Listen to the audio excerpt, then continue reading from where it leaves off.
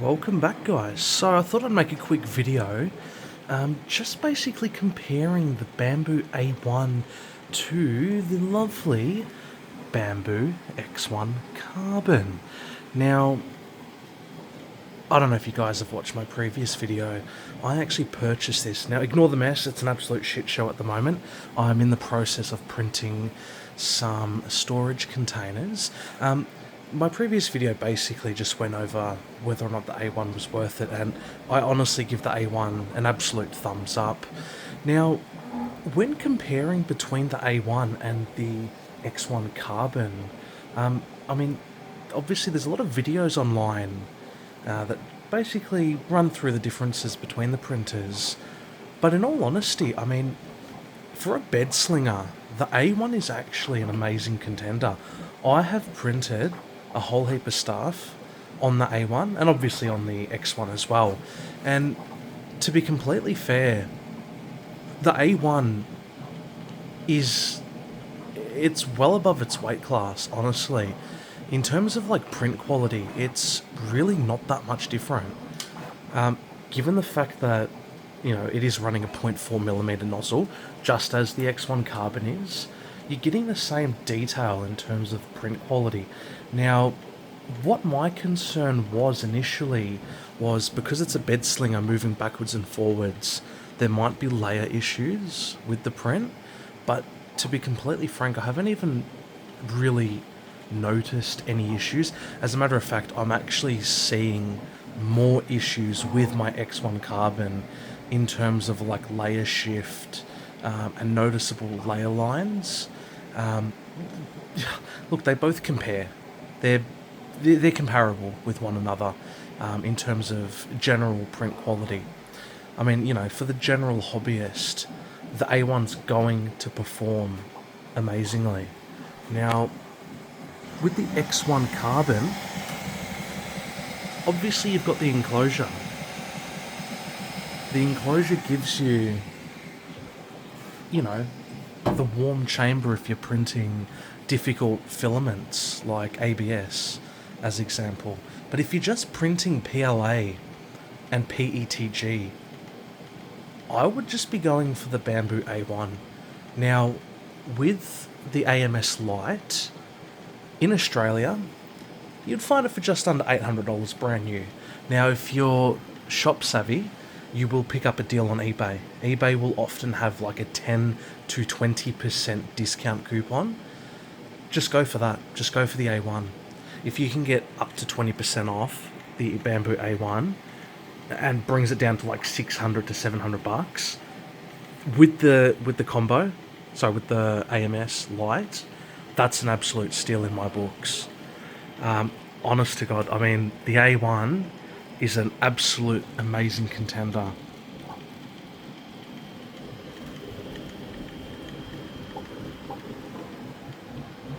It's a fantastic unit. And with the AMS Lite, I've printed the No Tilt Remix. So that basically removes the tilt from the AMS and keeps it level.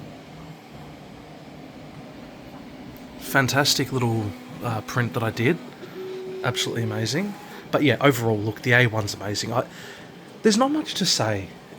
So you see a lot of these YouTube videos that go into like 20, 30 minutes in depth, of the differences between the printers. And to be frank, there's no point going that deep. If you're looking for something that is going to work better than the other brands, look, I've seen posts on Facebook, I've seen posts on forums of people complaining about their Crealities and their Anycubic printers. Always got issues. Sure, you see Bambu users having issues, but these work out of the box, and they work out of the box for a long time without any adjustments needed. I've already printed a fair few hours on this unit. I haven't touched anything. I literally took it out of the box, set it up, and away I go. And it's been printing fantastic.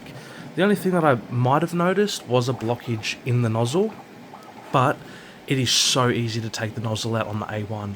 For a beginner, servicing the A1 is going to be a breeze compared to the X1. Like, just to get to the nozzle, all you have to do is take this cover off. It just unclips, and then the actual nozzle is held in by tension clips. It's just one clip that you release, and that nozzle will jiggle out and slide down. And to do a cold pull, all you need is some pliers. Just hold the nozzle tight and just pull the plastic out of the nozzle. That's really all you have to do. It's an amazing unit. With the Bambu X1, I did have to do a cold pull on the nozzle.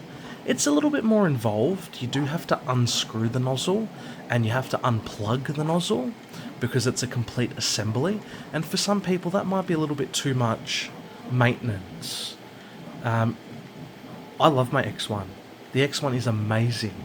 I definitely will be upgrading to the H2D once I've got some more funds, and I'll probably sell off the X1, and I will keep the A1. This A1 combo with the AMS light, it's staying until it dies. I will not sell this thing unless they upgrade it to maybe like the A2 or whatever's going to be the successor to the A1. That's the only time this thing will be sold. I am keeping this bed slinger. I just like it. I think it's cool. I like the fact that the bed moves backwards and forwards. I like how the gantry goes up and down. It's an awesome unit, and you can print some little accessories like these and like that. And it's a cool little unit, don't get me wrong. And by the way, that's just a sticker. That's just a sticker. I didn't print that. Yeah, look, again, I could just ramble on and on and on and just say the exact same thing over and over again. But let's just put it down to two categories. If you've got money to spend, if you think you're going to print ABS and other high temperature materials, go for the X1 Carbon or the H2D. That's a no-brainer. But you can actually buy little tents that you put over the A1 that kind of enclose the printer to give you higher temperatures. But if you've got the money and you're printing, high temperature filaments, go for the X1. If you're just getting started and you want something that just works, the A1 blows everything out of the ballpark. Like, if I had the space, I've got all the mess on the other side over there. If I had the space, I would buy another one just to have. It is a sick little unit, and for $499, excluding the AMS light, that's amazing. It's just a little hobby. It's just an awesome little thing to do. It's grouse. I love it. I actually just noticed this has fallen down. Yeah, they don't really stay on very well, do they? It's awesome. It's a grouse little unit. A1 if you want to get started, X1 if you want to be a bit more of the advanced user. And I've also started printing with these textured plates. I always used the cool plate, and if you look at my cool plate, it's an absolute shit show.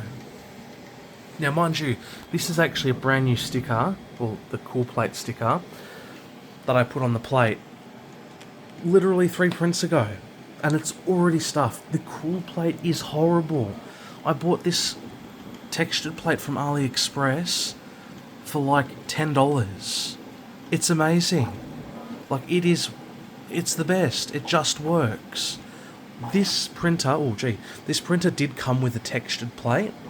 I'm using it in the X1 just because I'd rather have, the genuine bamboo plate in the X1. But this cool plate came with the X1, and it's got the engineering side on the other side, but it's a pile of junk. Like, you can just buy these cheap plates on AliExpress. New users get them for like $3 or $4, and they work. I don't understand how not AliExpress. I don't understand how Bambu is justifying $30, $40, $50 for a build plate when you can get them from AliExpress for like a fraction of the cost, and they work. Don't fall for the gimmick on that side of things either, guys. But look, A1 or X1 Carbon, it's up to you. But if you look at the price and the AMS, if combine it all together, this is a fantastic unit. And obviously, the X1 Carbon is a beautiful little unit as well. They're both just as good. They've got the same build plate size. The print quality is very similar. You're not going to really notice it much. Unless you're looking for really fine details, you know, like little action figures, for example, then I'd probably recommend go for the X1, just because you're going to get that finer quality, because it's what do they call it? Like an XY. Your build plate basically goes up and down, and your nozzle goes left and right, backwards and forwards, whereas your bed slings backwards and forwards like that. So obviously for little action figures and smaller, finer detail items, you might not get as finer details. I've seen people print with a 0.2 nozzle on the A1 and get beautiful quality prints. So I'm sure if you slow the print down and you use a fine nozzle, you'll get amazing results from the A1. It's a hard decision, but if I had this information before I bought the printers, I might have just gotten the A1 to start with. I did end up going balls deep, like straight away, and just going for the X1 Carbon combo. I didn't think the A1 was a good unit, really, but it's amazing. It's a sick little unit. It is grouse. I can't wait for these guys to release an upgraded model of the A1, because, man, I would sell this in a heartbeat and upgrade it the moment I get the opportunity to. Well, let me know your thoughts, guys. Let me know what you guys prefer. Have you purchased a Bambu yet? Are you deciding to purchase one? Are you kind of tossing up between different brands? Let me know. Let's have a discussion.